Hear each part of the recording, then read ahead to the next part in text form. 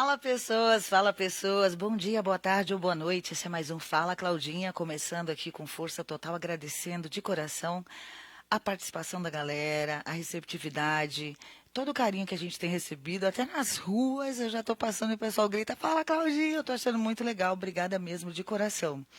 E hoje a gente está com quem? Com quem? Quem está hoje aqui? Quem? Ele, Fábio Mesquita. Tudo bom, Fábio? Tudo bem, Claudinha? Meu enorme prazer estar aqui com você. Gente, vocês não sabem o meu coração. Isso aqui é o meu mentor da adolescência, assim, metade do que eu sou hoje em termos de caráter e de um monte de coisa. Vocês vão ver, assim, é esse cara aqui que iluminou a mim e muitas pessoas, assim. Quem conhece sabe do que eu estou falando e quem não conhece vai conhecer hoje. Fábio, primeiro, brigadão por ter vindo, aceitar o convite, veio, né, atravessou a barca, veio para cá, a gente fala aqui de Guarujá, o Fábio mora em Santos, e às vezes tem alguns percalços, né? E a gente vai começar falando desses percalços que ele passou hoje. Fábio, como é que foi atravessar a barca antes de qualquer coisa? O que aconteceu?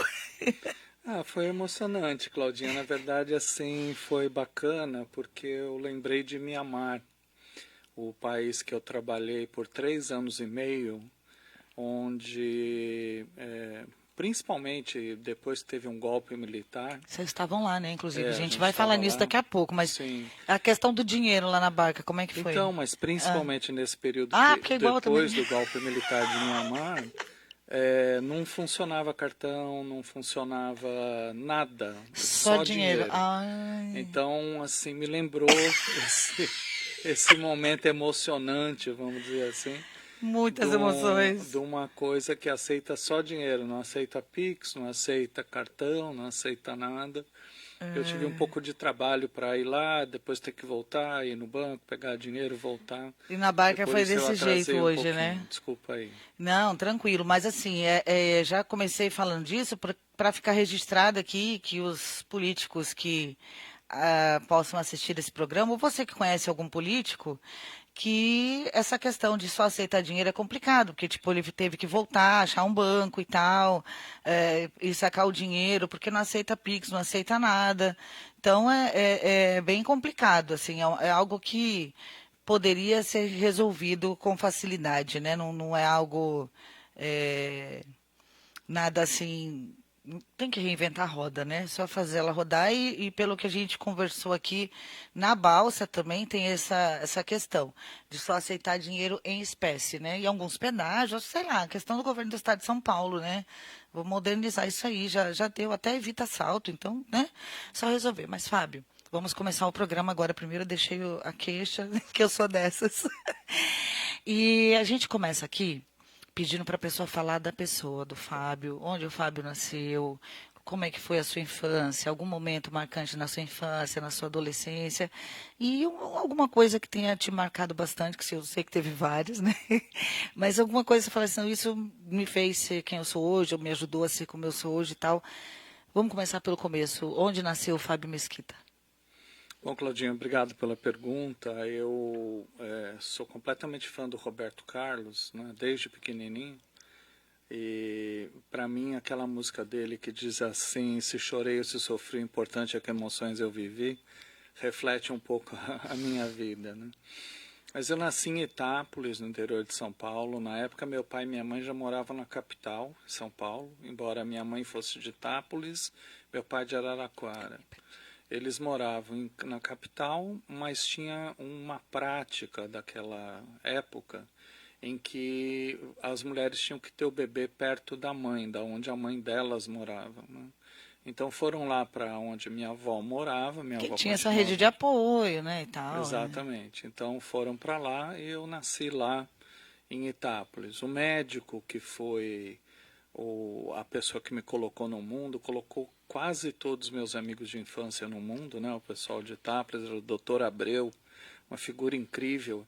E depois, quando eu fui para o cursinho e depois para a faculdade, muitos anos depois, eu fiquei um grande amigo da filha dele, que tem a mesma idade que eu, e que virou médica também, né?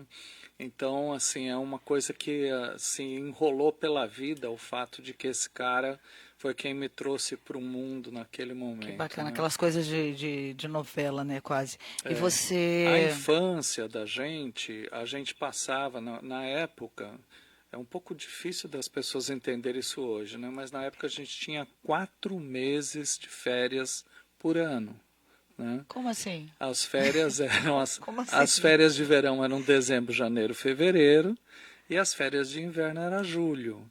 E aí você tinha 8 meses de aula por ano.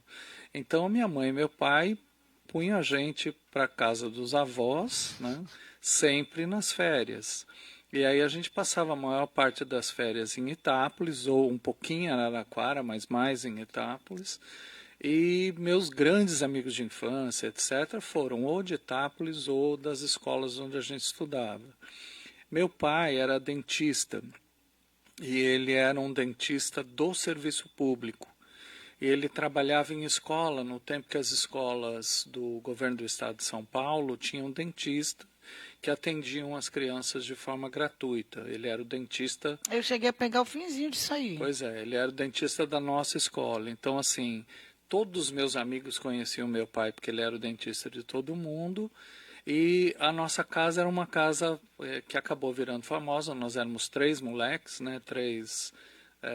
Era meu irmão mais velho, meu irmão mais novo e eu que era do meio. E a nossa casa sempre tinha festa, tinha bailinho, tinha luz negra, tinha um quartinho com luz negra. E era mó Pra balada, assim. molecada que não sabe o que que é, a gente tem, eu sou da época que a gente fazia bailinho, né? Olha Tinha os só. bailinhos. Você chegou a pegar a É, época da dança da lenta, né? Que tinha a vassoura. total. Cara, Foi na muito, muito época que bom, né?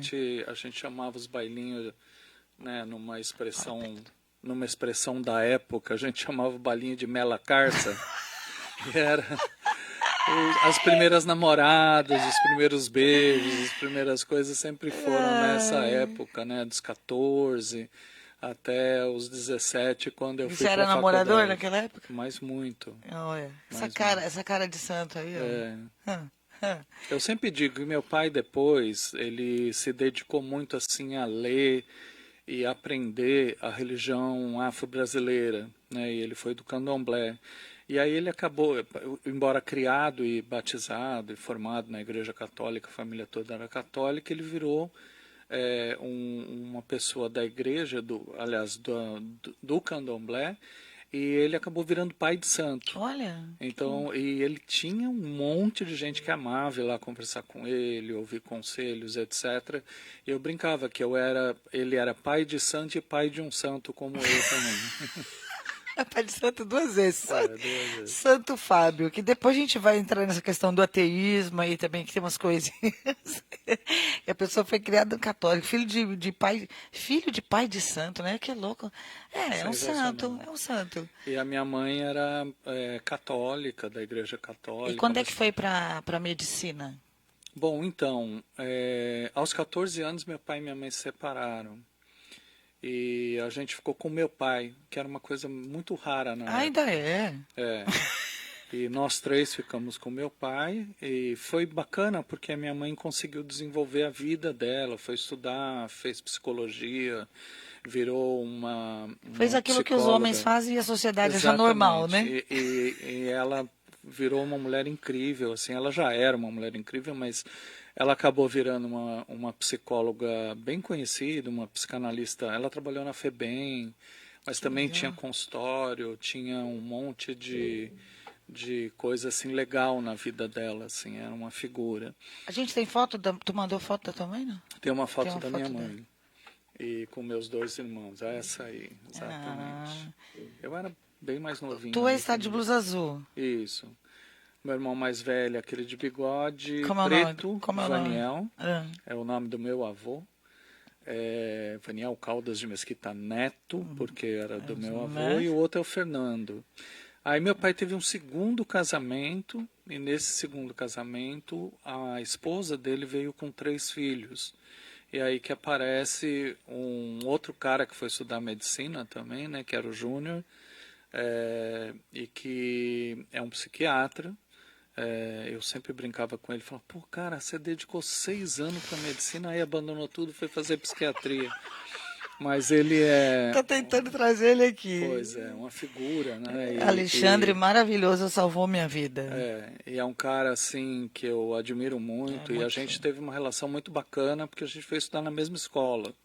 Ele era bem mais jovem que E qual eu, foi ele a foi faculdade que você fez? a Universidade Estadual de Londrina, que era uma escola maravilhosa de medicina, porque ela tinha professores. E não tem mais? Não, ainda Ah, tá. tem. Ela tinha professores que eram professores que vieram da USP, da Escola Paulista de Medicina, mas com uma versão 3.0, entendeu? Era um pessoal Atualizados. super arrojado, super divertido, assim, mais legal. E a escola dava uma formação assim muito humanitária, muito voltada para a Não, saúde ficou vendo. pública. As pessoas que saíram, né? Você, o É. Alexandre, essa galera. E era uma escola, a gente fez escola durante a ditadura, né? E o pessoal segurou muito o movimento estudantil, apoiava. Eu me lembro que eu Que estava. ano era isso, assim? Isso, eu entrei na escola em 1975. Meu primeiro dia de aula foi o dia do meu aniversário, 11 de agosto de 1975. E eu não conheci ninguém, então foi o único aniversário de toda a minha vida que eu passei sozinho, porque meus pais moravam em São Paulo, eu já morava em Londrina, estava numa pensão e não conheci ninguém, Não deu tempo, literalmente, né? né? Não deu tempo, tinha acabado de chegar. Mas aí Londrina para mim foi espetacular, né? Foi lá que eu comecei minha militância política, que eu fui para o movimento estudantil. Eu já tinha começado um pouco antes no ginásio. Eu estudei numa escola que chamava Experimental da Lapa. Era uma escola super alternativa, que é onde meu pai era dentista, uma escola pública, fantástica. Aí eu fiz o colégio no Colégio Equipe.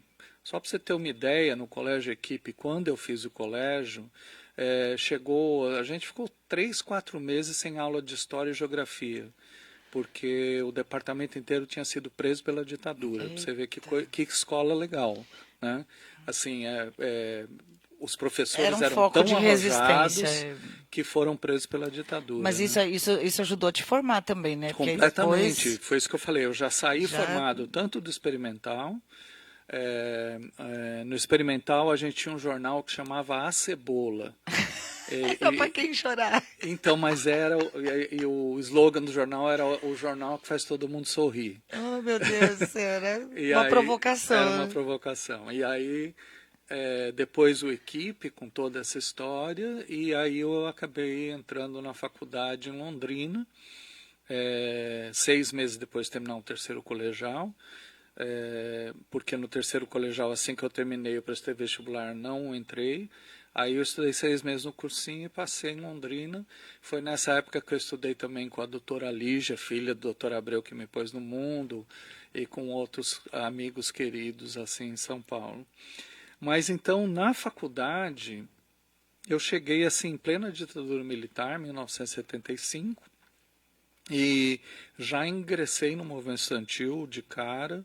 A gente tinha um grupo de estudantes assim incrível. Até hoje a gente tem a conexão com as pessoas, né, do movimento estudantil. A gente chamava de MEL, que era docinho, né, o Movimento Estudantil de Londrina. E Olha, olha só, gente, puro era marketing, docinho, isso mas aí, era gente. arrojadíssimo, assim, É, né? A gente era conhecido no Brasil inteiro como um dos movimentos estudantis mais que sólidos. A legal. gente tinha um grupo que chamava Poeira, e a palavra de ordem nossa era levanta, sacode a poeira e dá volta por cima. E, e aí, quando eu estava no terceiro ano, eu casei no terceiro Quantos ano. anos você tinha? Se casaram Eu tinha novinho, né? 20 anos. E aí veio a Juliana, minha primeira filha, logo no comecinho. E também nessa mesma época foi quando eu fui recrutado para ser militante do Partido Comunista do Brasil. E quem me recrutou foi um professor de medicina, que era um professor da saúde coletiva. E a partir daí, então, eu me engajei tanto na luta do movimento estudantil, quanto também na questão do partido. E é uma coisa engraçada, porque assim, depois, quando acabou a ditadura, né, a gente teve acesso à nossa ficha que o DOPS tinha sobre a gente, né? E a minha ficha é desse tamanho, um negócio assim enorme. Eu tenho 2 cópias dela impressa. E as histórias que eles contavam, assim, das coisas que eles acompanharam, do que eu fiz, o que eu deixei de fazer, o que eu falava nas Gente, para quem reuniões não e tal. viveu essa época, não leu direito os livros de história, era muito complicado quando o Fábio, assim, a gente militava na época da ditadura, era muito complicado, as pessoas simplesmente sumiam, desapareciam. Quando aparecia o corpo, era já uma raridade. Tem alguns filmes que eu sugiro, tipo Olga, Zuzu Angel, O Que É Esse Companheiro, O Ano Que Meus Pais Saíram de Férias, tem Batismo de Sangue, vários filmes brasileiros que contam um pouco, Sem né, dúvida. por várias óticas a história, fora os mais novos aí, né, existem bastante maneiras das pessoas se informarem para não dizer, não sabia que isso aconteceu, não sabia que foi feito isso. E aí quando você foi pai da Ju, você tinha 20, 20 21, anos. 20. Gente, E, e daí, acho que foi, é porque eu conheci, eu conheci você mais ou menos assim, porque a Ju era bebê e depois vocês tiveram a outra menina. a Ju você conheceu já com 8 anos, A 7 Agnes, anos. mas A Agnes era a minha primeira então, esposa, que também era eu lembro de médica, ter visto ela grávida, então foi da segunda. da segunda Ah, filha, tá. da Laura. Da Laura, É, isso. Olá, as aí são as três, gatinhas. Aí são as três. A Juliana é a do Gente, a Radija tá meio, muito grande, caraca, é, a mano. Juliana é do meio, é aqui do ladinho direito a Laura, que a Juliana mora em São Paulo, a Laura mora na Europa, né, na Holanda, e do lado esquerdo é a Radija, que é a raspa do tacho, né, a nossa filha mais Gente, ela jovem, tá muito grande. que A Ju, a tem do meio, é que é a atriz, né? Que fez isso, aquele dos trabalhos assim mais conhecidos dela, foi JK, na série aquela JK da minissérie. Globo lá, É. né? E ela tem alguns outros papéis assim, mas é bem. E a Radija era um bebezinho tão pequenininho, era tão. Tá uma Eu moça tava vendo outro total, dia um assim. videozinho da cantando com ela, gente, era muito fofa. Tá, Em, continua em fofa, junho mas agora vai fazer 14 anos já. cara, tá grandona, É muito né? Ela legal. tá grandona. E aí você e a Agnes, eu lembro que quando eu conheci, vocês militavam mesmo com as crianças. Eu comecei no movimento estudantil, como eu falei, o Fábio foi meu mentor. Na época a gente estava em reestruturação, a abertura democrática, né? Foi que eu Sim, comecei. 85. A gente eu comecei a militar, não tinha abertura democrática, a gente lutava e apanhava da polícia para ter o direito de voltar à democracia. E depois a gente participou desse processo todo de reestruturação do PCdoB enquanto partido, na época a fundação do PT também, né, e tal. Sim, E a gente pegou por dentro esse crescimento e a volta da democracia, a volta do eleger, de votar. A gente fez primeira campanha, né? Aí a gente fala assim, primeira campanha, eleição de Collor, não sei o que lá. Vem sempre um alto e um baixo, né? sim. Muita história, muita coisa. Você foi vereador em Santos também, não? Fui vereador por 2 anos. Na verdade, era o governo do Davi Capistrano da Costa Filho, né? Que sucedeu a Thelma na eleição. Naquela época não tinha reeleição. O Davi sucedeu a Thelma, eu concorri naquela eleição e fiquei como terceiro suplente. E aí, 2 anos depois que eu tinha terminado o processo eleitoral, teve eleição de deputado e a Maria Lúcia Prandi e a Maria Ângela Duarte se elegeram deputados estaduais e aí abriu a vaga. E aí eu fui vereador por 2 anos na gestão do Davi e foi também uma experiência maravilhosa, assim, eu vi o quanto, né, eu já tinha sido secretário municipal de saúde de 2 cidades no Paraná, antes de eu vir para cá, né, Quais cidades? logo depois que a gente ganhou a eleição, em 1982 teve a primeira eleição, ainda na ditadura, a gente ganhou a eleição pelo MDB, na época a gente era da É. composição que era o MDB, só tinha MDB e Arena, a gente ganhou. Eu tava lembrando que tinha cartaz do Aldo pelo MDB na época, a gente Pois fazia é, campanha pro Aldo, exatamente. que era a MDB, era muito E a legal. gente ganhou a eleição, ganhamos várias prefeituras e a gente não tinha quadros para trabalhar. A gente nunca tinha dirigido uma prefeitura. Então eu saí da faculdade e virei secretário municipal de saúde de Toledo, no interior do Paraná. Fiquei lá mais ou menos por um ano. Daí, assim, obviamente, eu tinha aquela coisa de movimento estudantil, aguerrido, militante, Esse não sei o gás que que lá. colocam, a gente não sabe quem colocou, mas fica O o gás. prefeito não entendeu muito bem a forma com que eu trabalhava. Eu hoje dou toda a razão para ele, né? Mas na época eu fiquei muito bravo. Ele me demitiu no dia do médico. Ainda deu esse azar, Olha, porque a imprensa toda tirou sarro dele e tal, que isso não se faria com o médico no né? dia do médico, etc. e tal. Em outubro, né, que é o dia do médico, ele me demitiu no primeiro ano de gestão. E aí outro prefeito imediatamente me contratou, também no Paraná, em Campo Mourão. Campo Mourão. Com esse eu fiquei um ano e meio, uma figura fantástica, foi sensacional trabalhar com ele. Só que aí ele era do MDB e o MDB de Campo Mourão ameaçou cassar o mandato dele se ele não tirasse a gente. Porque a gente estava implantando o Sistema Único de Saúde na época, né? E com isso esvaziando as clínicas privadas, os hospitais, tinha médicos, vereadores, ficaram muito bravos, né? Que a gente Como estava assim, né? Saúde abrindo pública, o que é isso, né? exatamente. Era uma época, imagina, um pré-SUS, né? O SUS só se consolidou a partir da Constituição de 1988. E para quem não sabe, como eu já falei outro dia aqui, houve um período não muito longe da história deste país que não tinha assistência médica que tem hoje, que a gente reclama que não funciona, que tem fila, que não sei o quê, mas não tinha. Não tinha. Nós tivemos há pouco tempo atrás na nossa história, falo pouco tempo que a gente está vivo, a gente viveu isso. E não tinha. Tanto que eu fui ganhar a minha filha do meio, eu fui ganhar em São Vicente. Porque não tinha, os hospitais estavam em greve, que era INSS, eu tinha aquela carteirinha do INSS. Na verdade, só existiam três formas de assistência, né? Uma forma era quem tinha um emprego, tinha carteira assinada, tinha o INSS. A outra forma era privada, 100% privada, a pessoa tinha que pagar por tudo. E uma terceira forma era uma forma que a gente chamava as pessoas de indigente, e elas eram atendidas nos hospitais beneficentes, tipo Santa Casa, Beneficência Porque nem plano de Portuguesa. saúde como tem Não hoje, não existia, existia, não tinha regulamentação de planos, não tinha então nem nada. tinha. Então era outra Não situação, tinha né? nem o Sistema Único de Saúde, nem os planos de saúde, que na verdade foi criado em 1988, depois da Constituição, porque a Constituição garante que a saúde é um direito do povo e um dever do Estado. E aí a Constituição monta um sistema que chama de Sistema Único de Saúde exatamente porque ele é misto, né? Ele não é um sistema público de saúde. Eu sempre falo isso quando as pessoas falam, mas por que não é 100% público?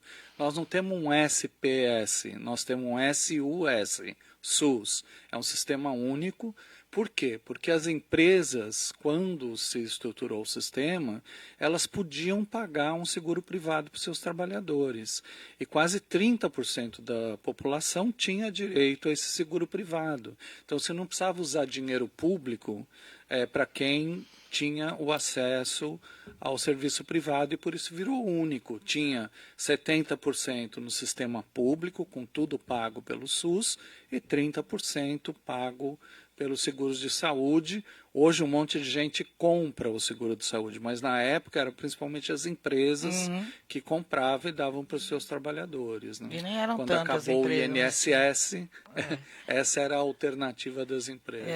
E assim também as empresas privadas elas acabam sendo complementares em muitos casos. Aqui mesmo no município da gente, os exames são feitos em clínicas conveniadas e tal. Tem várias situações que faz-se um convênio ali e o principal foco é a suprir a demanda e atender o paciente no momento do jeito melhor e mais rápido possível, porque a vida não espera, né? Então é uma Exatamente. coisa assim e dá para fazer bem feito, né? Quando quer, dá para fazer bem feito.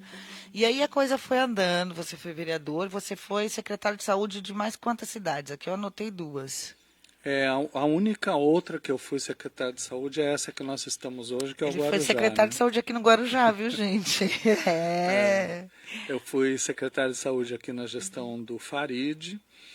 Naquela gestão tinha um acordo com um segmento do Partido dos Trabalhadores, foi o PT que me indicou. Na época eu já não estava mais no PCdoB. E eu fui secretário de saúde por 7 meses.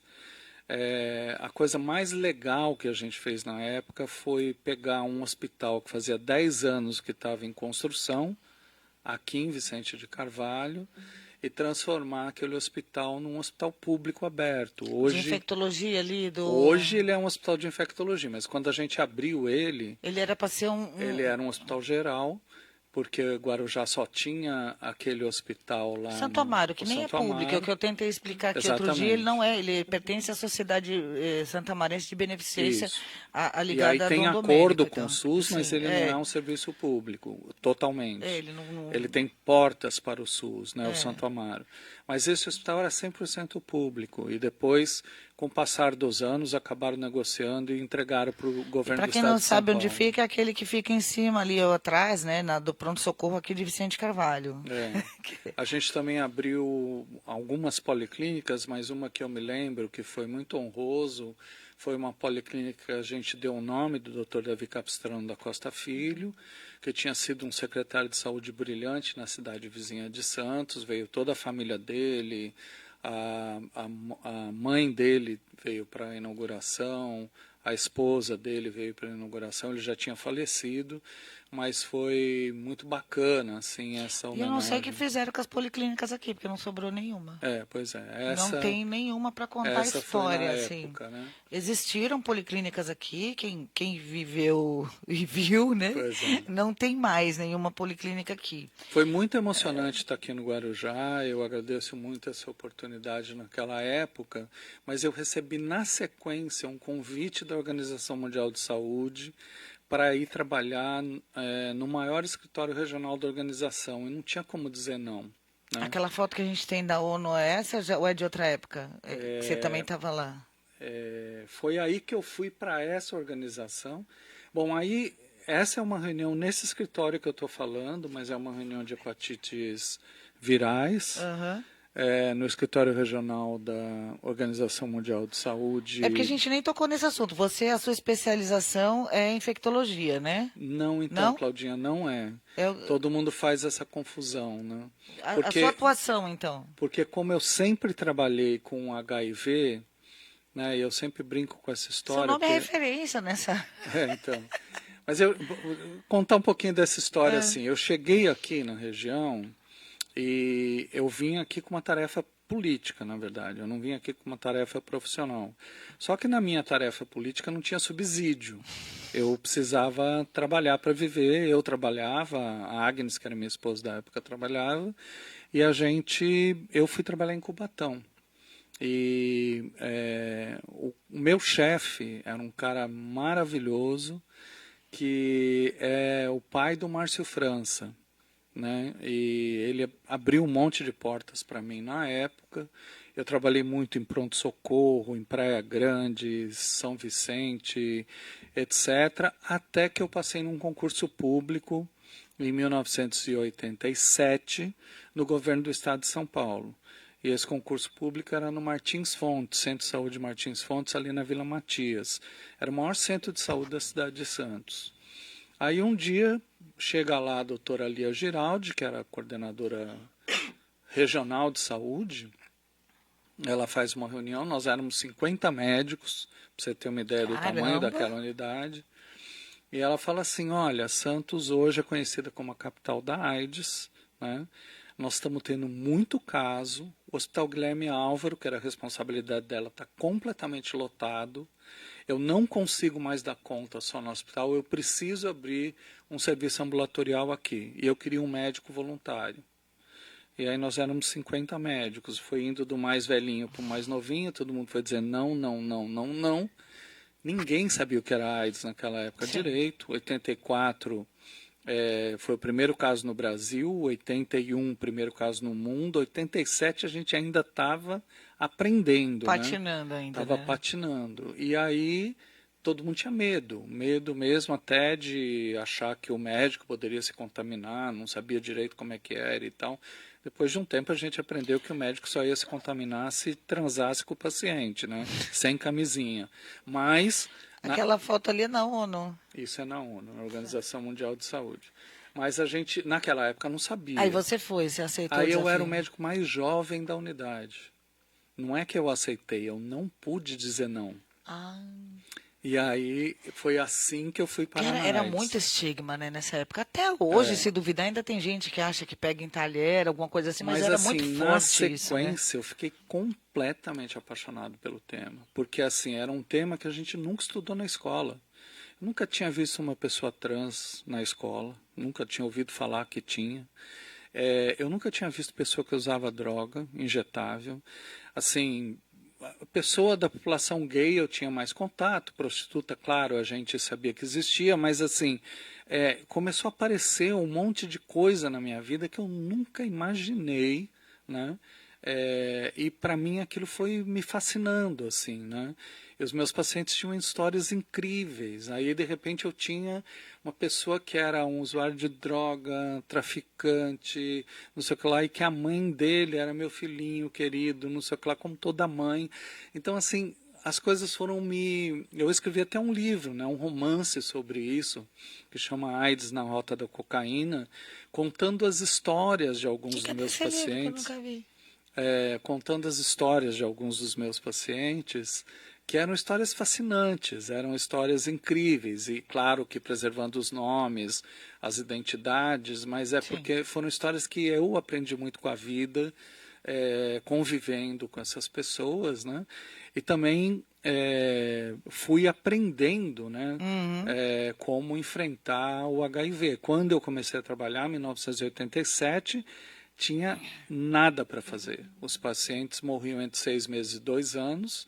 O máximo que a gente fazia era tratar as infecções E oportunistas. ficavam bem, assim, debilitados, bem magros. Eu Completamente. lembro que naquela época a gente ajudava, né, como podia, né, e às vezes teve um dia que eu fui lá e ainda era na parte de cima. Isso, do Martins Aí, Fontes. aí tinha uma galera que não estava dando conta de subir ou descer. Aí foi requisitado, então é uma briga para poder descer, porque na parte de cima não, É, tinha uma hora que não dava mais verdade. para fazer o atendimento. E era bem complicado. Havia muito, muito, muito preconceito. Ainda tem, né? O pessoal devia trocar a falta de informação que gera o preconceito por autocuidado, porque a Sim, maioria das pessoas que tem muito preconceito não se cuidam, né? é É verdade. quase uma relação direta, né? Muito É. louco isso. Quanto menos se cuida, mais preconceito tem com o outro. Mas é Mas uma enfim, dica. foi bacana assim, esse aprendizado todo, e a AIDS acabou me levando para o mundo, né? E onde está esse livro? Cadê? Não trouxe aqui não, mas tem. Depois eu te mando Mas uma olhe cópia. para Fábio. É, Cleide Marco Adjacência, galera do departamento, olhe para Fábio. Eu nem sabia desse livro. veja você, né, Claudinha? Tantos anos que a gente conviveu. Caramba! Mas esse é um romance. Aí tem outros livros que eu escrevi que são técnicos, né? Tem vários livros técnicos, mas esse é um romance. Porque ele é de histórias mesmo, né, dos Sim. pacientes, e é uma coisa bacana, assim, E é tem muito histórias legal. suas que eu insisti outro Tem dia até para várias, você inclusive colocar no no livro, livro, né? Assim, que é, era, eu falei, tem que colocar, assim, sem porque dúvida. alguns eventos que a gente teve, que eu ainda lembro, assim, que tipo, que tava João Amazonas, o que que era aquilo pra gente, né? O que que era aquele homem pra gente? Aquele cotoquinho, aquela coisinha. Era uma coisa incrível. Ele Mas tinha uma era... frase que para mim marcou muito, que era assim, que era um velhinho, né, um senhorzinho e tal. Ele falava muita arrogância é quem acha que sabe tudo. Você precisa estar sempre aberto para aprender. Eu acho isso maravilhoso, porque até hoje eu aprendo muito. Eu estou com 66 agora e entendo exatamente o que ele falava naquela Não, época, que a gente não para de ele aprender, era, né? ele era um cara assim, teve dia de eu estar com a Grazi, a minha mais velha que está com 33 agora. E tipo, eu com ela no colo, tipo, bebezinha. E aí ele começava a falar e ela parava, assim, ela ficava prestando atenção. Era muito engraçado, assim. Ele tinha uma coisa, assim, uma energia, um negócio. Era um cara, assim, muito, Figuraça. muito, muito figura mesmo, assim. Acho que a gente foi agraciado de conviver com algumas pessoas que mesmo depois que vão, a luz fica, né? Sim, sem É dúvida. bem. Eu acho que foi uma grande escola para gente, sem dúvida É nenhuma. muito, bem, bem bacana mesmo, assim, algumas coisas de congressos e momentos, assim, é, é, E os congressos, para mim, o primeiro aprendizado que eu tive com o congresso foi conviver com diferenças, com pessoas diferentes e com pensamentos diferentes e discutir as coisas. Essa escola, para mim, ela foi fantástica, assim, porque, tipo, o primeiro congresso que eu fui, eu nunca tinha visto alguém de bombacha. Por exemplo, tipo, aí chegava a delegação lá do Sul, os caras de bombacha, as minas com aquelas roupas, aí daqui a pouco chegava os caras da Bahia com aqueles negócios, daqui a pouco chegava aquela diversidade cultural que é natural, porque são pessoas de vários lugares, com Claro. culturas diferentes. Aí tinha coisa das correntes, dos pensamentos, das linhas dos partidos, não sei o quê. Cara, aquilo tudo pra mim eu ficava assim, caraca, que louco. E o pessoal brigava, tinha embates, brigava assim, né? Tinha contradições. Eu falava, gente, mas aí hoje, olhando aquilo, que privilégio foi viver a aplicação da volta da democracia e viver no sentido assim, a gente estava ali discutindo que país que a gente queria, como é que iria alcançar, o que que era, e vendo os contrapontos. Isso eu tenho sentido falta. Talvez no movimento estudantil que a gente está afastado, né? É, Ainda aconteça. Mas acho que até pela época, né? Porque estava tudo sim. florescendo, tudo indo. E a gente militava assim, um puto.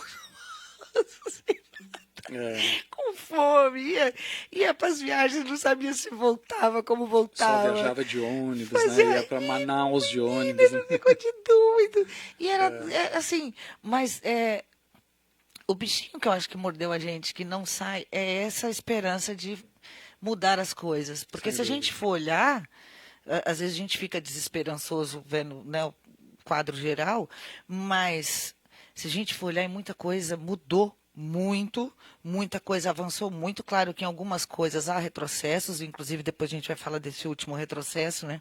Uhum. Mas tem coisas que eu estava vendo outro dia, quando a gente foi propor, a bancada foi propor a licença maternidade. O que a gente ouvia? Não, não vai passar um negócio desse nunca. Era o que falavam, não vai passar. E aí foi insistindo, foi. Hoje é realidade. Então, parece, para quem já nasceu nessa realidade, Claro. parece que o direito caiu do céu, Uhum, né? sim. Mas tudo foi muita luta, muita. Cara, eu sou muito assim, tem hora que eu falo, cara. Que louco, como foi. Só não foi boas cacetadas da polícia, né? Que só quem tomou É. cacetada de cacetete elétrico e spray de pimenta na cara, que sabe que. Foram muitas emoções, né, Claudinha? Eu sempre me lembro, assim, voltando só um pouquinho, na faculdade de medicina, eu estava no sexto ano, era vice-presidente da União Paranaense dos Estudantes. Sexto ano é internato, né? Você não pode nem sair de perto do hospital. E tinha uma greve dos professores lá em Curitiba, 600 quilômetros de Londrina. Eu fui para a greve e fui preso na greve. E aparece uma foto na capa da Folha de Londrina, Ah, que tem dois policiais enormes e meus pezinhos assim no meio, sendo levado preso, né? cara. E aí, meus professores, como eram muito progressistas, o meu professor que era chefe do internato virou para mim e falou: Fábio, você não podia estar nessa foto, você não O que você está podia estar fazendo, nesse menino? lugar, você é um interno de medicina, você tinha que estar aqui, né? Professor, Não a causa resisti. era a luta de vocês, professores A e tal, gente assim. não resiste. Mas as pessoas seguravam a onda, entendeu? Assim, porque tinha uma afinidade, né? Nós todos estávamos lutando pela democracia e etc, né? Não, mas essa galera, eu depois de velha, assim, eu adquiri uma outra tática, tipo, hoje, a última vez que eu participei, assim, mais ativamente foi quando teve aquela, o pessoal ocupou a reitoria da UNB, que teve aquele escândalo da lixeira, lá, tem uns anos já, né, mas aí o que eu fiz? Eu fiquei na rede de apoio, porque eu sabia que eles precisavam de apoio, então eu era aquela pessoa que articulava o lanche, que ficava lá no apoio, que eu já não tinha mais idade para ficar né, tomando Sem porrada, dúvida. não tava. Mas é muito gratificante hoje, eu acho assim, ver que a gente não conseguiu ainda ter o Tudo que país que a queria, gente né? quer, Mas avançou o muito, né? mundo que a gente quer, até porque quando a gente olha o tamanho do planeta, que infelizmente muita gente não tem dimensão, noção assim, do que é, né? Da diversidade de povos, de culturas e tudo mais. E aí eu quero passar para sua estadia na Indonésia, né? Quantos anos você ficou lá? Então, Claudinha, a Indonésia foi o primeiro país que a gente foi, né? Fui eu e a Fabi, né? Minha companheira atual, minha esposa, que é a mãe da Radija. É, eu tinha acabado de reconectar com a Fabi, porque eu conheci a Fabi desde quando ela tinha 14 anos, né? E eu sempre falo para todo mundo que não teve nenhuma coisa assim de violência contra menor, né? Não era nada disso, né? Ela teve a vida dela, ela casou, teve o primeiro casamento, etc. Mas a gente se reconectou mais Não, e era tarde. o mesmo grupo, tipo assim, a gente se Sim, conhecia, claro. Fabi, Que a gente Vilela, até Marcela disputava Amaral. com ela, Aliás, né? Marcela Amaral, se estiver vendo, pelo amor de Deus, venha de São Vicente para cá, venha Eram me dar uma todos, entrevista. A gente tem todos muito muita queridos, né? história para contar. Vilela, Marcelo, etc. Então, e a Fabi tinha esse relacionamento muito próximo da gente, Danilo, né?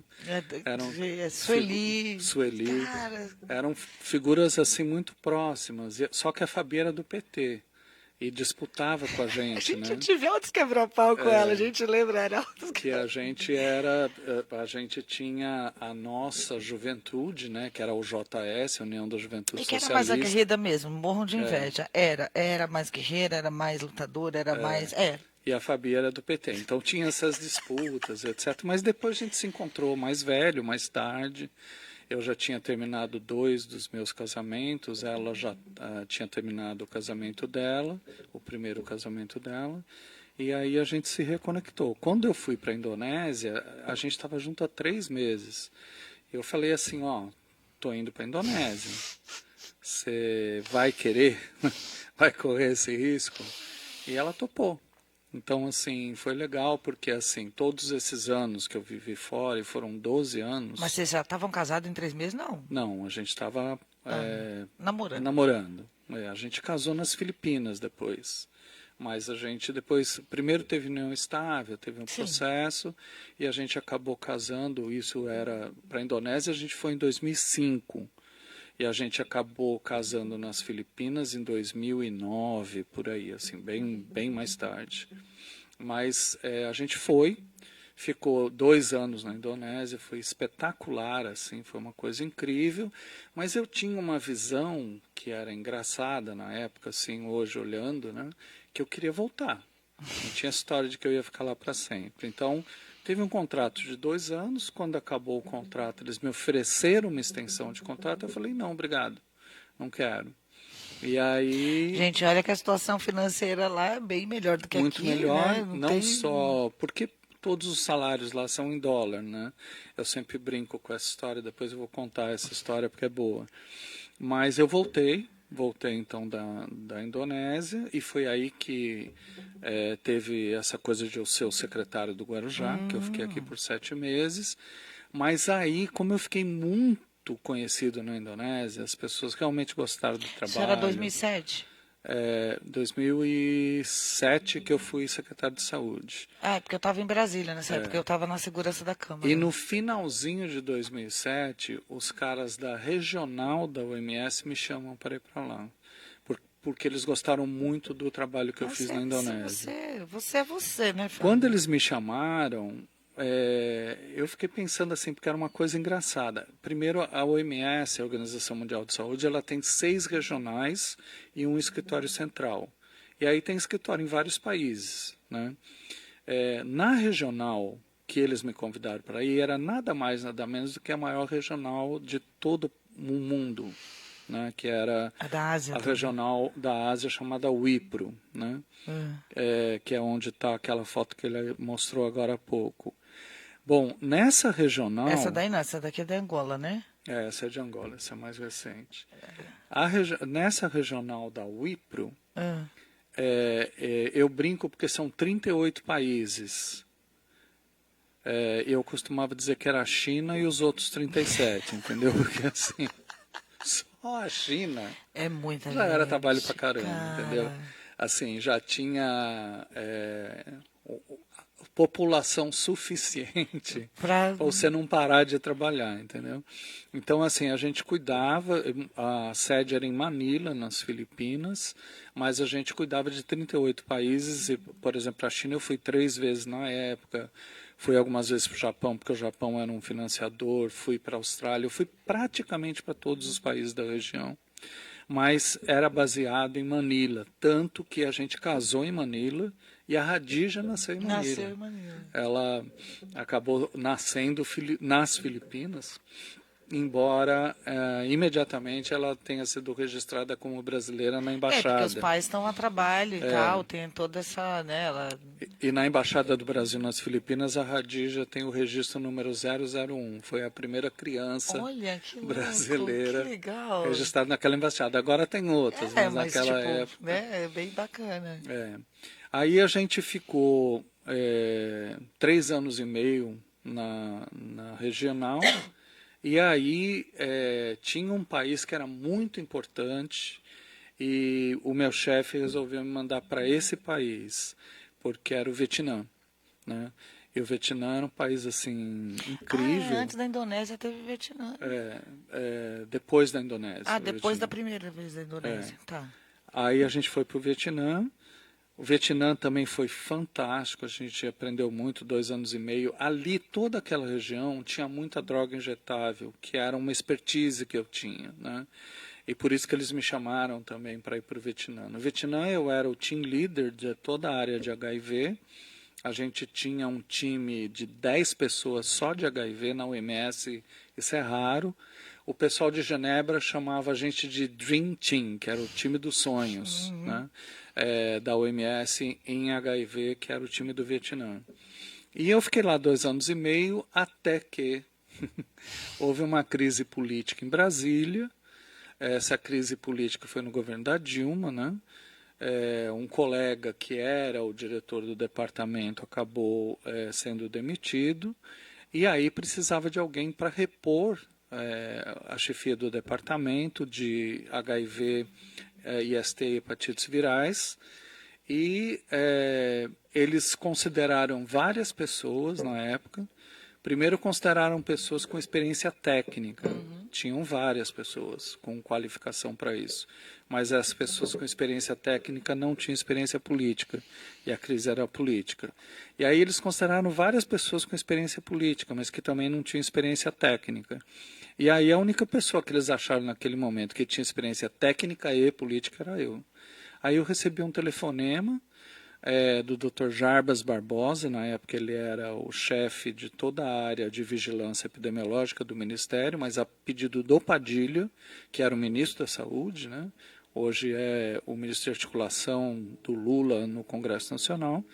E o Padilha, ministro, mandou o Jarbas me ligar. O Jarbas eu conhecia bem porque tinha estudado nos Estados Unidos com a ex-mulher dele, os filhos dele viraram amigos da minha filha, a gente tinha uma relação bacana. Hoje ele é o diretor da Organização Pan-Americana de Saúde em Washington, é um cara que eu super admiro, assim, e foi um chefe incrível. Ele me convenceu, falou: Fábio, nós precisamos de alguém para resolver a crise. Era o programa de AIDS, um programa que eu tinha apostado minha vida aqui no Brasil. Sim, também. Você foi lá da sementinha, né? Você plantou então, a primeira assim, sementinha. não fazia o menor sentido eu não aceitar voltar para o meu país para cuidar do nosso programa. Eu voltei, fiquei aqui 3 anos no governo da Dilma, até que a Dilma foi cassada. Quando a Dilma foi cassada, o tema... Esse cara montou uma equipe, gente. Era uma equipe incrível. Vou te falar. Posso... Até a Claudinha estava no time. Não, gente, eu aprendi tanto. Era uma galera tão, assim, de tudo, de conteúdo, de vontade de fazer, de ver feito, de aprender, de caráter, de lisura. E de inovação, né, Claudinha? De respeito ao dinheiro público, de inovação, de tudo. Tudo, gente, era uma coisa assim que eu falava, cara, e eu pensava mesmo, a gente conversava lá no Fumódromo com os outros, né, de outros ministérios e tal, de outros departamentos, se a gente falava assim, se 10% tivesse, os outros órgãos tivessem 10% que a gente tinha ali, a coisa era outra, porque era assim, a palavra respeito não era uma coisa escrita na parede, mas era a prática com o dinheiro público, era respeito com os pacientes, era respeito em todas as ações, era um aprendizado constante, e o interesse que vinha de cima para baixo, de baixo para cima, Era tipo, fantástico. quando um estava mais fraco, alimentava o outro. É, Muito, muito bom. a gente também trabalhou muito inovação, né? Teve a vantagem de que eu vim de fora. Eu Então já estava na veio. OMS, estava aprendendo tudo o que acontecia no mundo. E o Brasil já tinha um programa de AIDS muito forte, muito positivo, muito interessante. Só que o pessoal tinha muita resistência à inovação quando eu cheguei. Eram 280 funcionários, só no programa lá em Brasília. 280 trabalhadores, né, nas diversas áreas do departamento, e tinha muita resistência. E eu sempre falava assim, gente, nós precisamos inovar, precisa avançar, precisa fazer coisa nova. E a gente fez um monte de coisa nova. E eu lembro que esse argumento sempre era complexo, difícil, tinha resistência, porque o pessoal estava lá há muitos anos, e a gente começou a trazer coisas e gente nova, né?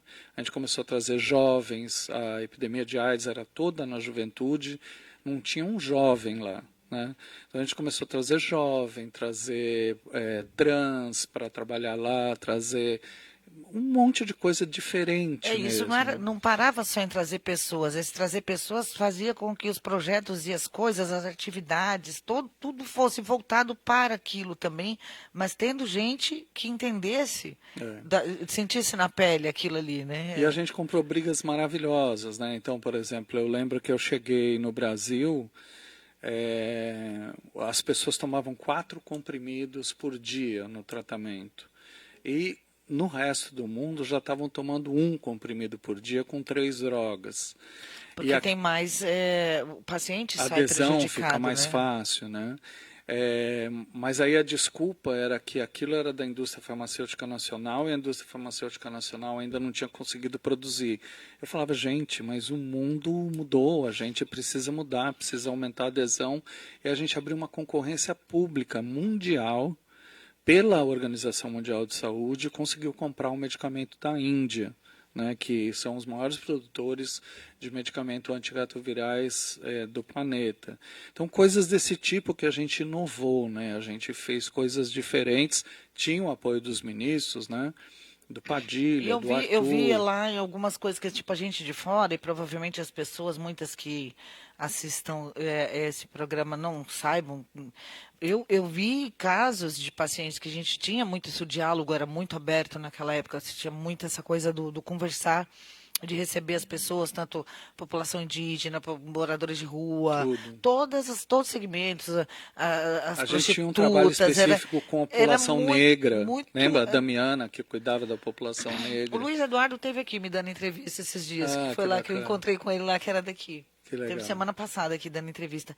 E a gente tinha uma coisa ali que era de ouvir e fazer aquilo voltado para a pessoa. Eu vi que tinham medicamentos, desses que ele está falando, que o pessoal usava e estava naquele hábito, mas que davam sequelas nas Muito efeito pessoas, colateral, tinha efeito sim. colateral demais, tinha sequelas.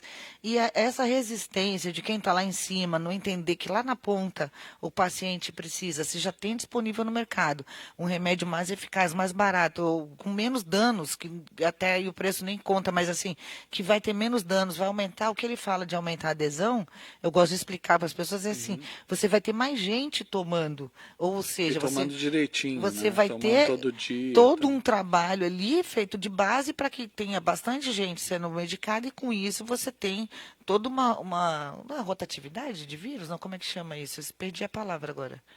De... Circulação do vírus? Você contém a circulação, Contém né? a circulação. Tem hora que dá uma fuga Então, de mas tudo palavras. isso foi inovação que a gente trouxe. Então, por exemplo, a gente trouxe esse conceito que apareceu em 2011, o conceito de que o medicamento que tratava HIV prevenia HIV também, né? Se a pessoa estivesse tomando direitinho, Aí tivesse quando saiu o PrEP e o PEP. adesindo, mas antes ainda, era só o medicamento como prevenção. A gente foi o terceiro país do mundo que lançou isso. tratar a todos, porque o primeiro país do mundo foi os Estados Unidos da América, o segundo foi a França, o Brasil foi o terceiro do mundo a Mas os lançar Estados Unidos isso. não é de graça como aqui, assim, Não, para a população. mas assim, Eles o têm, acesso a tá, esse eles têm, mas tipo, lá tem acesso, o acesso é para sim, quem pode pagar. mas o acesso a esse tipo de tratamento para Sim. todos, tecnicamente, eles implantaram antes da França e antes da gente. A França implantou 2 semanas antes da gente. E a Organização Mundial de Saúde adotou o esquema que nós lançamos aqui em 2013, só em 2015. Hoje é um esquema mundial, mas nós lançamos É dois isso que a anos gente fala, antes. quando a doutora Daniela Samico veio aqui e falou de algumas coisas disso também, o Brasil é referência, e não é à toa. Ele foi referência, né? Hoje em dia é questionável, mas ele foi referência, né? Esses dias eu achei um amigo de muitos anos, Michel Kaczynski, num evento que a gente teve na Alemanha, da Associação Internacional de AIDS, era uma reunião para preparar a conferência de AIDS que vai ser agora em julho, e o Michel Kaczynski falou isso para a gente, falou assim, olha, incrível, né? Vocês já foram a maior referência de AIDS no mundo, vocês desapareceram. A gente desapareceu desde o governo Temer, desapareceu no Bolsonaro, obviamente, e até agora não ressuscitou completamente. O problema aí, gente, quando ele fala assim, desapareceu, apareceu, não é que eles fazem o trabalho porque querem aparecer. O que desaparece junto com não ter esse trabalho feito é o remédio lá para o paciente receber, é o atendimento, é o exame, é a detecção, é o acompanhamento. Desaparece a assistência que as pessoas teriam direito de estarem recebendo e deixam de ter, só para deixar claro. E a gente tem aí também um outro detalhe, Fábio, porque assim, o departamento, a gente fala de AIDS e tal, né? Hepatites também, né, cara? Nossa, hepatite foi Cara, um show, né? Hepatite foi um sabe, show. A gente lançou um protocolo em 2015, porque até então a medicação era injetável. Surgiu uma medicação oral. E a gente revolucionou isso em hepatite. Para se ter uma ideia, quando esse medicamento chegou no mercado, nos Estados Unidos e na Europa, ele custava para tratar um paciente, uma única pessoa, US$ 140 mil. O tratamento que era um tratamento por cerca de 3 meses. Né? O medicamento custava US$ 140 mil para um paciente. Né? A gente conseguiu negociar esse medicamento com as empresas farmacêuticas. Eu tive que conversar com CEOs de multinacionais para discutir preço do medicamento. A gente conseguiu um desconto de 95%. A gente passou a pagar US$ 7 mil por um tratamento, sendo que o medicamento anterior, que era injetável, a gente já pagava US$ 6 mil pelo tratamento, foi só US$ 1.000 a mais. O medicamento injetável curava 50% das pessoas, o medicamento que a gente colocou no mercado curava 95% das pessoas. A gente quase eliminou hepatite C desde essa época de 2015, graças a essas medidas. De nacional, se a gente está falando de compra para um país inteiro, atendimento, porque lá esse departamento fazia uma compra dessa, era para atender todo o Brasil, milhões de pessoas. E assim, eu lembro que quando saiu isso, eu ainda trabalhava lá, a gente falava isso, a Globo não mostra. E assim, é um jeito de falar que realmente não dá grande mídia, não tem interesse em se saber, em se registrar, em se divulgar. Nossa, a gente teve isso e, pelo que eu vi outro dia, parece que nem não está mais disponível, não sei como é que está. Não, está disponível, está disponível. O que está faltando... Porque quem ficou tem que dar continuidade ao trabalho, o que está né, faltando gente? o pique da inovação, entendeu? Porque apareceram coisas novas e não estão sendo incorporadas. Então, assim, isso parecia muito óbvio nos governos anteriores, mas é um pouco frustrante no governo atual. Né? Então, tem assim, alguns desafios que a gente ainda tem nesse campo em particular, por exemplo... nós lançamos na nossa gestão a PrEP, a gente construiu um comitê. Esse comitê, primeiro a gente financiou estudos de PrEP, né? Daí a gente constituiu um comitê de PrEP, Para quem não sabe o que é PrEP, aqui a gente tenta explicar. profilaxia pré-exposição, que é prevenção antes da pessoa ser Então, a exposta ao profilaxia é o que HIV. a pessoa toma o medicamento antes de Ser exposta ao ser exposta. HIV. E aí ela se protege porque o HIV não consegue se multiplicar no corpo dela porque ela já está tomando o medicamento. Ainda que ela tenha uma relação sexual sem camisinha, ela está protegida, né? Então, essa profilaxia que a gente lançou naquela época e que depois foi implementada, porque o que a gente fez foi criar o comitê, lançar o guidelines, né, que era o protocolo de PrEP, negociar preço inicial com as indústrias farmacêuticas, etc. e tal. A gente deixou tudo pronto e depois ele foi lançado um pouco depois. Mas só para você ter uma ideia, hoje existe PrEP injetável. Ela já foi adotada em vários países do mundo. A Anvisa, inclusive, já aprovou, mas o Ministério ainda não incorporou, entendeu? Então, assim, o que está acontecendo é que está tendo uma demora de atualização. E por isso que o cara que foi presidente do Fundo Global de Luta contra a AIDS do mundo inteiro, que sempre admirou o Brasil, sempre achou o máximo, falou para a gente na Alemanha o mês passado que, infelizmente, o Brasil saiu do cenário internacional, entendeu? Ele não está mais assim sendo aquele país que puxava, mas que dava exemplo. Era por um trabalho que era feito. Se não tivesse trabalho, não é do nada. Tem como, não vai surgir, as coisas não vão surgir. É muito trabalho, era um departamento grande com pessoas competentes, com uma chefia que sabia cobrar, porque ele sabe cobrar de uma forma não agressiva, não é alguém que sabe impulsionar a sua equipe. Isso eu falo que, assim, além de amigo, o Fábio é um chefe que ele sabia tirar o melhor da gente, assim, de todo mundo. Sabia, a gente tinha vontade de fazer sempre melhor, assim, é um negócio muito bacana mesmo. E não foi por acaso, todas as conquistas não foram por acaso, não é assim. Eu vejo, assim, lamento, porque, tipo, só esse departamento, ele foi praticamente desmantelado depois que você saiu, né? Ele perdeu bastante. Então, por exemplo, só para ter uma ideia, a gente tinha uma estrutura enorme de comunicação social, não existe mais. A comunicação social agora é só do Ministério. A gente tinha uma estrutura que era relacionada à compra de medicamento, não existe mais. A gente tinha uma garantia de um orçamento da União, desde que a lei foi montada, que era a Lei Sarney, né, que foi, coincidentemente, né, uma coisa incrível, porque a primeira lei que garantiu o medicamento antirretroviral no país, pelo SUS, foi uma lei de Santos de minha autoria, que o Davi assinou e implementou no município de Santos. 6 meses depois da nossa lei municipal, isso está até nos livros hoje, mostrando que Santos deu esse exemplo. 6 meses depois da nossa lei municipal veio a Lei Sarney. E a Lei Sarney foi que garantiu o medicamento antirretroviral gratuitamente no Brasil inteiro, dentro do Sistema Único de Saúde.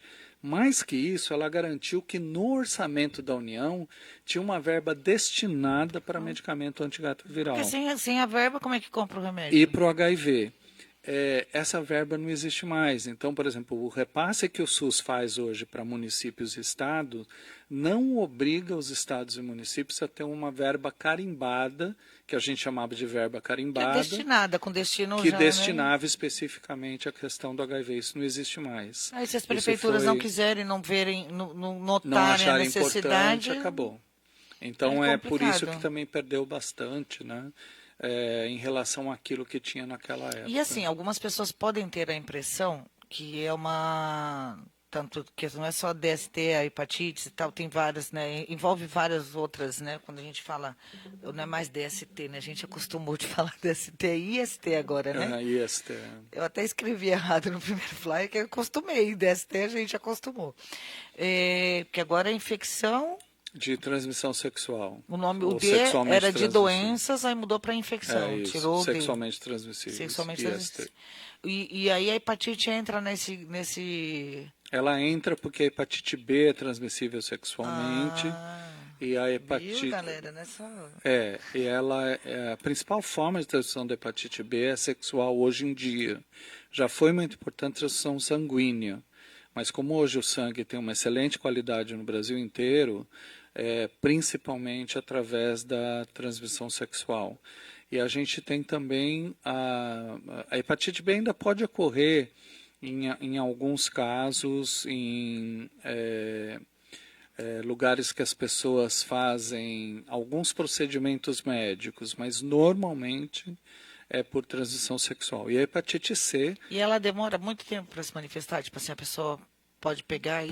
A hepatite é chamada uma doença silenciosa, quando ela não é aguda, né? A hepatite crônica, que a gente chama de hepatite B e C, elas podem demorar 10, 12 anos para se manifestar E a pessoa clinicamente. pode estar transmitindo e Sem não está na saber. testa, Sem nem, saber. porque ela não tem nada também. Se ela não fizer um exame, ela nem vai o saber período que tem. de janela que chama, que a gente já explicou uma vez aqui, mas assim... Não, nesse caso da hepatite, ela vai estar transmitindo o tempo todo Mas que para ela ela tiver. detectar nela, a gente, tipo, se Assim, aí o exame é rápido, hoje tem tecnologia muito avançada. aquele teste rápido funciona, não é como tem Não, gente e que as tecnologias também são melhores do que no passado, então você consegue detectar Mas, rapidamente. tipo assim, eu vou usar a mesma analogia que eu usei com a Daniela, amigo, quando ela veio aqui. A criança foi para a festa e não levou o balãozinho de látex. Ela brincou sem o balão. Como é que a criança faz? Não, a detecção não é tão imediata, mas ela é um pouquinho depois. Você já teria condições de identificar tanto HIV quanto hepatite B. Está em torno de 30 dias ou não? 6 meses? Como é que... Porque mudou assim. Já está bem menor que 30 dias. Você já consegue hoje fazer o diagnóstico mais rapidamente. Interessante. E esse PrEP que você falou, só para informação da galera, correu o risco. Tem o PrEP e o PEP. O PrEP é antes, não é isso? A profilaxia pré-exposição é você tomar um medicamento antes de ter a relação sexual. Tem duas formas de você tomar continuamente, portanto está protegido, e tem uma forma que chama PrEP sob demanda, que você toma 2 horas antes da relação sexual. Você tem que estar bem planejada, né? Poxa. 48 horas depois, 24 horas depois, 48 horas depois. 4 comprimidos, você se protegeu. E aí se a pessoa acha isso no SUS, nos postos? Acha isso no SUS, nas duas formas. Então, é um crime premeditado, assim, o crime no sentido Planejado, assim, exatamente. Vou fazer a M, vou planejar e vou fazer uma M menorzinha. E aí tem a PEP, que, vamos supor, você teve a relação sexual, estourou a camisinha, você esqueceu a camisinha, ou você acha que a pessoa que você transou você não conhecia, não tem certeza se ela tem o HIV ou não, aí você toma a pílula do dia seguinte. É um pouco parecido com a questão da gravidez, mas a gente brinca que a PEP é a pílula dos 28 dias seguintes, porque não é um dia só que você tem que tomar. Aí você tem que tomar ela por 28 dias para fazer o efeito, né? É a mesma lógica da pílula do dia seguinte, e a PrEP é a mesma lógica da pílula anticoncepcional, você toma direto, né? Então você não vai engravidar se você estiver tomando a pílula. Você não vai pegar o HIV. Mas assim, você falou alguém que você não conhece. Não dá para conhecer, eu acho, assim, não sei. Porque às vezes a gente conhece, mas... Sim, claro, claro. Você não tem Não certeza dá, do comportamento enquanto a gente não chegar naquele negócio do que faz seu a leitura... Ainda não. Aquele elétrico que vai detectar, não, tem diabetes, tem pressão alta, tem não sei o que. Ainda não. Fazer um check-up mais rápido, A né? tecnologia está avançando bastante. Né? Logo a gente deve chegar nisso. Fábio, hoje você está morando em Santos, está dando aula na faculdade... Então, depois do Ministério, quando a Dilma teve o impeachment contra a Dilma, o Temer indicou um cara chamado Ricardo Barros para ser o ministro da Saúde. A primeira declaração pública dele foi contra o SUS. Ele era um deputado federal lá do Paraná e ele tinha como financiadores basicamente os seguros de saúde. E ele achava que privatizar tudo resolveria os problemas de saúde do Brasil, como o Chile fez, e que é um desastre hoje, né? Ou os Estados Unidos, que é outro desastre. Ele queria isso como solução, né? Então não dava para trabalhar com esse cara, eu pedi demissão, voltei para a Organização Mundial de Saúde imediatamente. Aí sim eu fui para a Indonésia por mais 4 meses. E da Indonésia eu fui para Genebra, fiquei lá no escritório central da OMS por 2 anos. E de Genebra eu fui para Mianmar, onde eu fiquei 3 anos e meio. O primeiro ano e meio... aliás, na verdade, Mianmar, para mim, eu sempre brinco que eu fui para 3 lugares diferentes. os primeiros meses, né, de Mianmar, o primeiro ano de Mianmar, que foi 2019, era um paraíso, um lugar lindo, budista, Tudo calmo, zen, muito incenso, fantástico, tudo zen, colorido. muito intenso, etc. e tal. Fim de 2019, divisa com a China, era Covid-19. Aí chegou a Covid-19, olharam para todo mundo que trabalhava na OMS, nós éramos 14 estrangeiros, um total de quase 100 funcionários, 14 estrangeiros. Quem mais conhecia vírus de todo mundo que estava ali? O Fábio Mesquita. Então eu fiquei responsável por toda a área de Covid-19, toda a área clínica Caraca. de Covid-19 da Organização Mundial de Saúde, com a diferença fantástica de que o governo de Mianmar, naquela época, com o ministro da Saúde da época, ainda era o governo civil, ouvia a OMS 100% das vezes, diferente daqui no Brasil, que eles não ouviam a OMS. Mas aí você ficou pela segunda vez na linha de frente de De uma uma crise. crise de vírus, de uma coisa Exatamente. desconhecida. Só porque eu era o cara que conhecia de vírus. E eu sempre falava assim, eu morro de saudade dos meus vírus, entendeu? Assim, porque o vírus da hepatite, o vírus do HIV eu conhecia há muito tempo. O Covid ninguém conhecia, né? Então, para mim, foi um grande desafio, mas foi muito interessante. Minha mãe respondeu muito bem à pandemia, apesar de ter tido problemas, etc., mas respondeu bem. Até que, no ano de 2021, aparece a ditadura militar. Vocês estavam lá durante o A golpe, gente estava né? lá durante o golpe. E aí vem o golpe, e aí né, bagunçou Cara, aí tudo. você olha assim, Era você como fala, se minha fosse vida é uma novela, né? Que uma tipo volta assim, para o meu passado. tipo um looping, né, nas coisas, né? Não, e aí o mais assim é que a ONU transformou Mianmar imediatamente, pelo risco que todo mundo estava correndo. Nós perdemos 2 motoristas que foram explodidos no caminho, motoristas que estavam E levando lá vocês vacina. moravam num condomínio onde tinha a maior parte era... Tinha proteção da ONU, só que eles transformaram aquilo num non-family station. Era uma estação de trabalho da ONU que não podia ter família.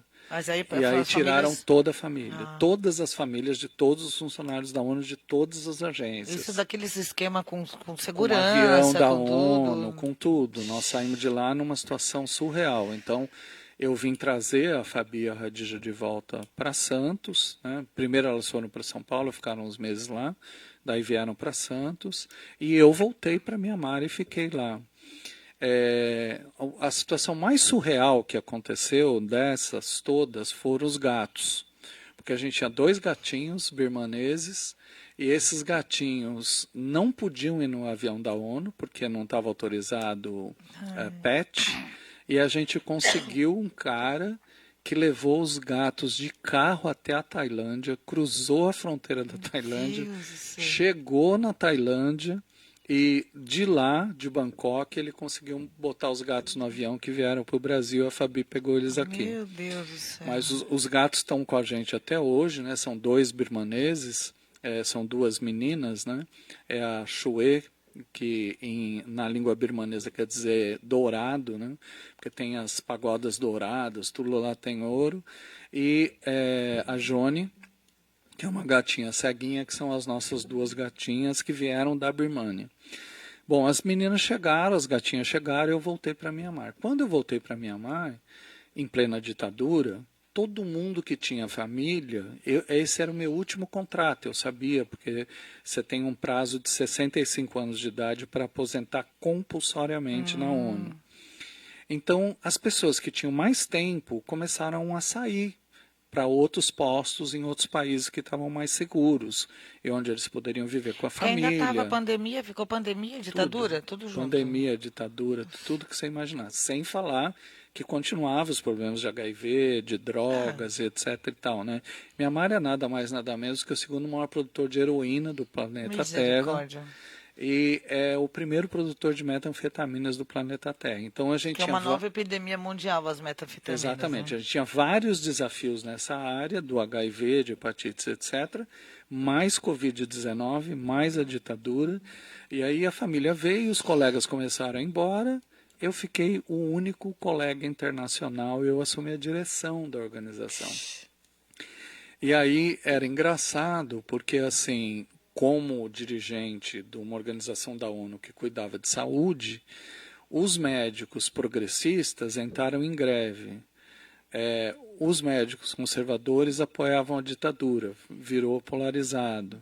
E eu tinha que conversar com os dois, Mas aí porque, toda a prática que você já tinha, disso que a gente falou, de sem dúvida, desses embates que a gente passa sem durante a vida, dúvida, você estava sem já, dúvida. era para você estar lá mesmo, né, E Fábio? aí a gente conseguiu implementar um sistema de saúde basicamente com as organizações não governamentais. A gente trabalhou com a Cruz Vermelha, trabalhou com os Médicos Sem Fronteiras, trabalhou com Que, Medicina aliás, do são entidades que Mundo, fazem uns trabalhos maravilhosos, maravilhosos, mundo né? E a afora, gente assim, conseguiu dar gente. conta de enfrentar um monte de problemas que a crise política do país não dava conta de enfrentar, né? Que E eu bom. fiquei na coordenação Que bom que você dessa, estava lá, que bom para dessa muita gente, reação. né, que você estava lá. Você falou quando a gente tinha brincado da Indonésia, que eu falei assim, lá você era rico, ganhava bem, como é que era o negócio que você falou aqui? Não, a minha brincadeira é o seguinte, quando eu saí do Ministério da Saúde, né, eu brincava que tinha um orçamento de bilhões, né? Você lembra? O orçamento do HIV, do departamento, era o segundo maior orçamento do Ministério da Saúde. Não é à toa que o Centrão está desesperado para pegar o Ministério da Saúde, né? Então, assim, o primeiro orçamento era de vacina, o segundo era do HIV. A gente era considerado primo rico, era um dinheiro monstruoso e eu que assinava, era no meu CPF, qualquer problema que tivesse era no meu CPF como diretor, completamente normal. Meu salário tinha um valor, eu não vou falar o valor aqui, mas ele tinha um valor que era completamente ridículo para o tamanho Da de responsabilidade que responsabilidade. eu tinha. E quando eu saí, eu ganhava exatamente esse mesmo valor. A única diferença é que esse valor era em dólar. Então eu brincava. Olha, gente, eu ganhava não sei quantos mil aqui, lá eu também ganho não sei quantos mil. Mas aí lá tinha diferença que o dólar lá é bem 5 mais. vezes o que eu ganhava aqui, com uma responsabilidade muito menor Ah, do que mas a que lá eu tinha aqui. o dólar lá é 5 vezes também, Não, não não? interessa, porque assim, Assim, com relação aqui, mas tô falando o lá para salário que viver. vinha para mim era 5 vezes maior do que o salário que eu Sim. ganhava aqui, com uma Só aumentou, responsabilidade né? muito menor, né? Então, assim, lá o custo de vida era razoável, mas a gente conseguia pagar super bem. A organização para a ONU, sempre que você trabalha fora, ela te dá um salário fixo. Esse salário vale no mundo inteiro. Então, por exemplo, se eu estiver na Suíça, se eu estiver lá, o salário é o mesmo. A diferença é um adicional que eles dão dependendo do custo do país. Não, lá Então, o custo de vida, assim, ó, lá como o custo é muito baixo, isso, é isso que eu queria chegar, que eu já vi pessoas falando assim, tipo, o reajuste é quase nada. se Por exemplo, comparar com o real já vale muito lá. E o dólar, então, nem se aí fala. fiquei Então, rico. o custo de vida é muito baixo lá. Mas, por exemplo, se você for para a Suíça, eles mais que dobram o seu salário, porque Que é é um custo tudo. de vida muito alto. Né? Angola tem um dos maiores custos de vida Sério? do planeta Terra, porque, por incrível que pareça, é um país rico, Eu não tinha essa. que tem petróleo, mas que a produção de quase tudo é importado. Então, assim, Olha. é um país onde o custo de vida é muito elevado. Então, a ONU sempre corrige isso. Ele chamou o funcionário para trabalhar naquele lugar, ele corrige pagando um salário proporcional ao custo que você vai ter naquele lugar, independente do seu salário que é fixo. Um médico, né, que tinha uma posição que é P5, que é a posição mais alta da organização como profissional, o mesmo salário em qualquer lugar. Agora, dependendo de onde eu estiver, tinha um adicional que fazia diferença, entendeu? Aí, tipo, lá como já, tipo, se for em real, já valorizava e tal. Fábio, você quer fazer mais alguma consideração? Freixo, já tem quanto tempo, Freixo? Que eu tô sem óculos, por favor. Claudinha, a única coisa que eu queria falar é uma coisa que eu tenho falado muito aqui no Brasil nos últimos tempos, porque eu estou agora na Unifesp, né? Sim. Na Universidade Federal de São Paulo, e estou no campus aqui da Baixada Santista como professor afiliado, e estou num trabalho de redução de danos com população de rua. Sim, tem. É, Esse daí. esse é o grupo, né? Que é o grupo diverso, E que é tanto assunto ainda tem. Você tem que vir de novo, Fábio, pra é um gente entrar só nessa é um linha aí. trabalho maravilhoso que eu tenho muito orgulho, mas assim, nós somos ativistas de uma luta super importante hoje, que é a luta do tratamento das pessoas que usam drogas em liberdade. Aquilo que a gente fez na intervenção do Anchieta no governo da Thelma, em 1989, né, que a gente acabou com o manicômio. Era a luta antimanicomial. Que era a luta contra o manicômio, que era a luta de montar CAPs, de ter um serviço de atendimento em liberdade, é uma luta que continua até hoje.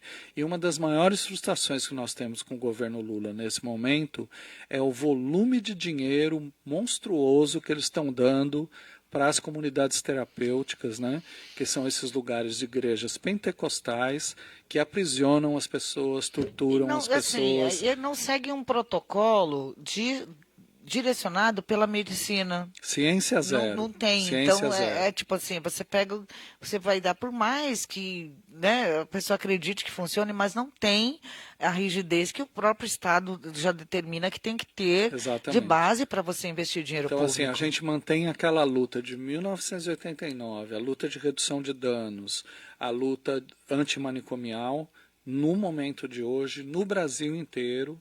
Eu tenho escrito sobre isso, falado sobre isso, dado entrevista sobre isso, que é inaceitável que o governo federal invista nessas comunidades terapêuticas. Eles deveriam pegar esse dinheiro e investir no SUS, Sim. investir nos CAPs, investir em contratação de profissionais de saúde para os CAPs AD, né, de álcool e drogas. Para ter os atendimentos, até os consultórios móveis, para alcançar, para ter o alcance. Porque não adianta uma pessoa que está numa situação de vulnerabilidade de rua, que ela não vai alcançar até para achar um CAPS, ela não, às vezes não vai ter nem cabeça. E para isso os grupos de atendimento, de rua, vai chegar e vai alcançar essa pessoa, né? Então, assim, eu não larguei a pauta do HIV, eu estou na organização da Conferência Internacional, como eu falei, eu fui para a Alemanha o mês passado. Eu continuo trabalhando a pauta de HIV em países de língua portuguesa, Angola, Moçambique, Guiné-Bissau. Eu sigo trabalhando como consultor. Na Indonésia era só inglês, né? Porque Só inglês. Em todos os lugares a língua de comunicação é inglês, mas nos países de língua portuguesa eles brincam que eu não falo português, que eu falo brasileiro. Os café sem princípio na chávena fria. Eles falam assim.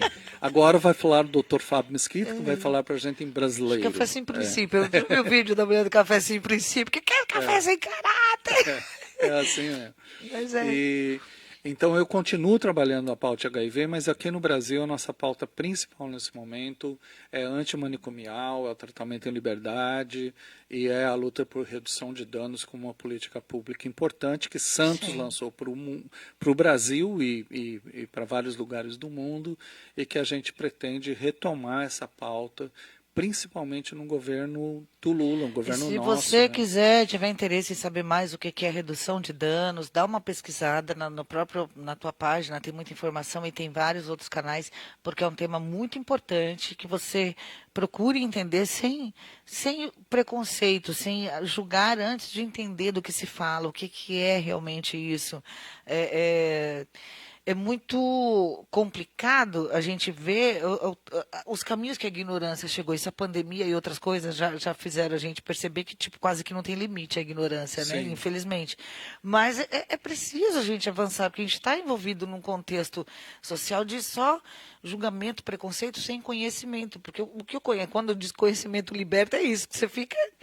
Determinadas coisas não penetram, mas você fala, não, isso não é assim, né?